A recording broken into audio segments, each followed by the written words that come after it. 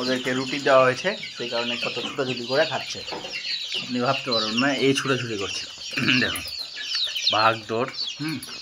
এদের বয়স 7 তারিখে এদেরকে ছেড়েছিলাম, আপনাদের বলেছি। এই 7 তারিখ গেলে 2 মাস হবে। সাইজ দেখছেন, আপনি ভাবতে পারবেন না এত বড় বড় হতে পারে। এরা কদিন আগে পিক পিক করছিল, বাচ্চা ছিল।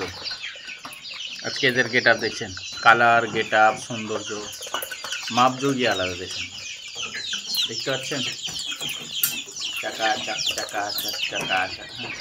এটা এদের জন্য মজা খাটার জন্য দই বানিয়েছি, মই মই মই।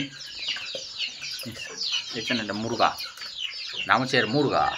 দেখছেন, দেখেন অরিজিনাল দেশি ককক ককক চিকেন। জুম করে দেখাচ্ছি, দেখুন সাইজ দেখছেন।